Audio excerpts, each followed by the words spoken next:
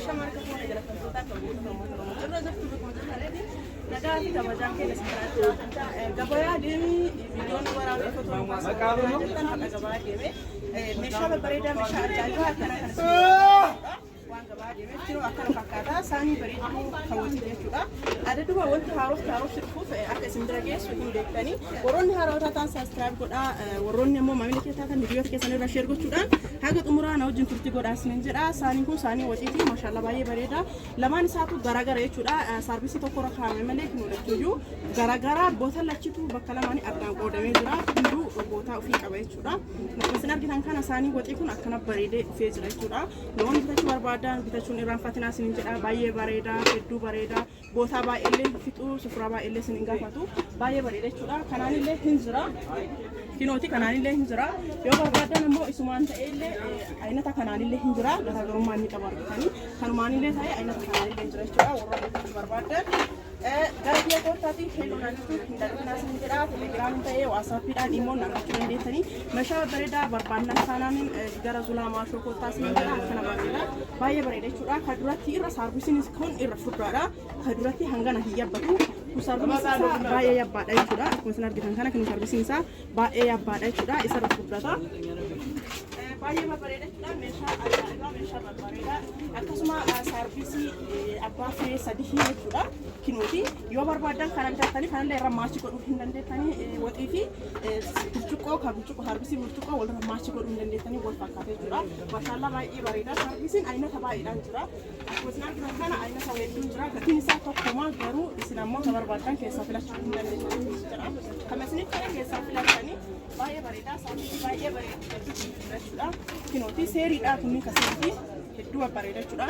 islammo barbadani ke safila fayyadama sirjira baye barbaada akkasuma kan yaatalle ammalle waan baay'isna jaay kokoksile jechuudha kino kabeessa fakkaatu bitanii suma fakkaatee jechuudha kokoksile isaan fakkaatuun fayyadamuu hin dandeessanii yoo barbaadani akkasuma immoo saanii nyaata jechuudha sadarkaadhaan ayinataan akkuma gatii keessaniitiin gatii meeshaa kamiitii tokko miti garagara jechuudha garagaraatu jira waan isin jaay wasuma meeshaa isin mul'isu maxabashaa tana arge maxabashaa tana yoomonni hanqulaali barbaadanii daa'ima qabdan kana kanaan fayyadamuu hin dandeessan isin jedha asirratti saaniin kunii fi kun tokkoma garuu kanaan maasii godha yoo barbaadani kakokisi kanaan illee maasii godha meeshaan maasii godhu baay'eetu jira isin fayyadamuu barbaadnaan akkaataa barbaadanii fayyadamuu dandeessan jechuudha meeshaa ajaa'iba meeshaa babbareedaa tuyyuu jira jechuudha akkanatti kararii barbaadaniin meeshaa barbaadan footoon akkasumaan jettanii har'a viidiyoodhaan guyyaa baay'ee waan nagaa fakkaniif isinii dhufe inni kunniin kakokisii fi itti barbaadanii fayyadamuu dandeessanii kanaan barbaadanii kun qoloo ta'e faandishaa ta'e waan barbaadaniin isin fayyada jechuudha meeshaa babbareedaa meeshaa ajaa'ibaa isin argitan kana qabadhee isinii dhufe jira akkasuma immoo saarbiisii kanallee namoonni barbaadan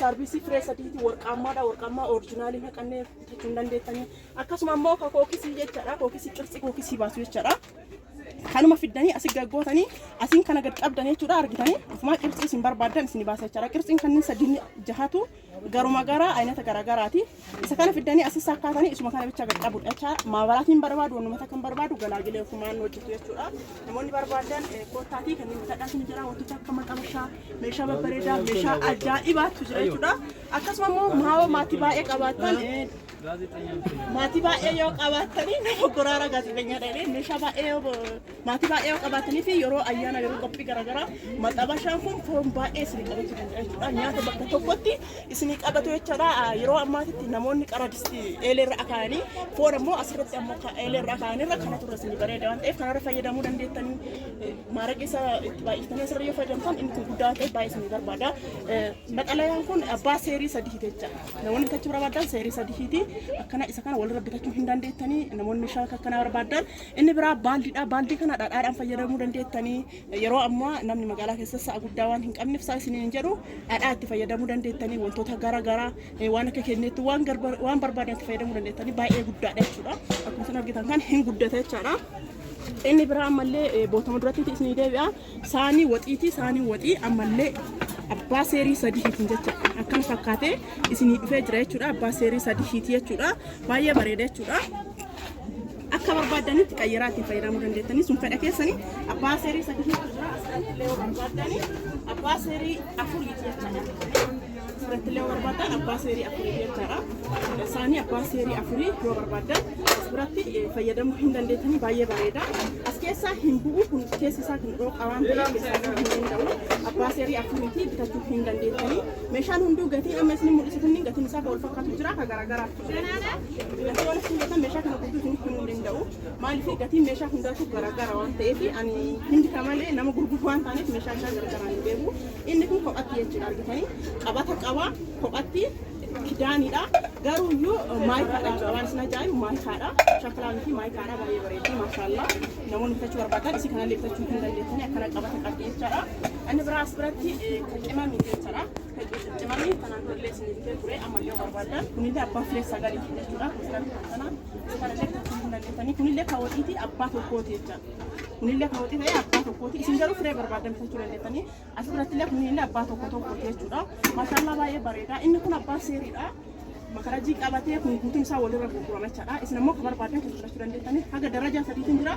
Tokkoffaadha, lammaffaadha, sadaffaadha. Kunniin sadinuu darajaan isaa garagara jechaadha. Namoonni isaanii giloobaalii barbaadan giloobaaliin darajaa qaba. Tokkoo miti akkasuma gatiin isaallee garagara. Ammallee yoo barbaadan isaanii giloobaaliin kan jookii qabu. Isinii dhufeera jechaadha bitanii makarajii qaba jechaadha. Namoonni barbaadan kanaan isinii dhufee jira amma dhiyoo isheenee jechuudha. Dafaatii dursaatii mana keessanitti galfadhaa isiniin jedha. Meeshaan gita takkatti dhufu deebi'ee baduullee hin mala waan ta'eef gatiillee hin dabala waan ta'eef dafaatii galfadhaa isiniin jedha. Maashaallah baay'ee bareeda.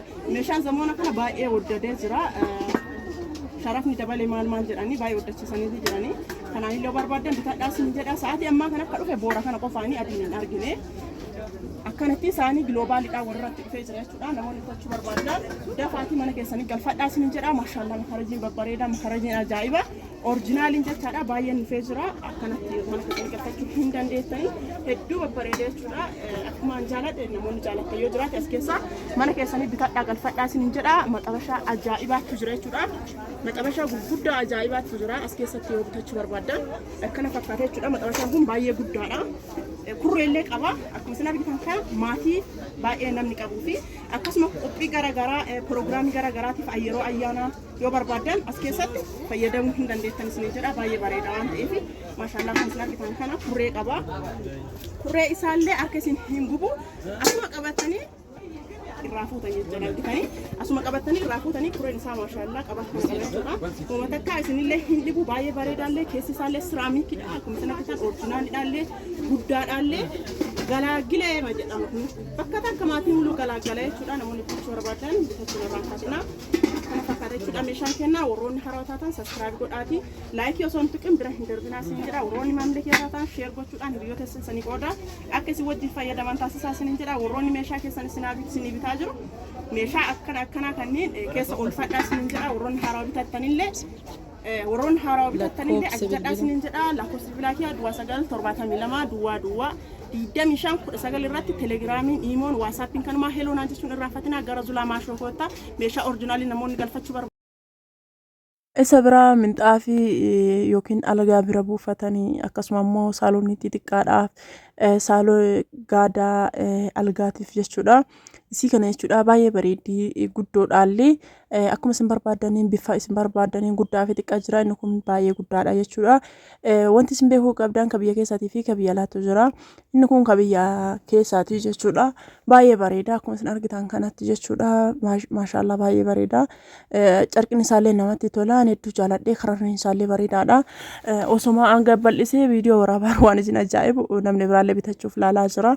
Baay'ee bareedaan garuu baay'ee jaaladhee jira. Rifeensi isaallee maashaallah bareeda. Namoonni bitachuu barbaadan isa kanallee bitachuu hin dandeettanii namni na gaafataa turtan hin jira. Inni kun baay'ee guddaadha. Nama saaloonni isaa xiqqaateef illee boota arbaan jirisiituu osoo buufatanii baay'ee bareeda. Akkasuma immoo boota algaa irraa bareeda jechuudha. Baay'isee bitachuu barbaadan gara na kootaa isiniin jedha. Viidiyoon kiyarraa akkana fakkaata. Namoonni jaalatan keessana dubbisaa lakkoofsa bilbilaa duwwaa 972 duwwaa 25 19 irratti heeloo jechuun hin irraanfatina.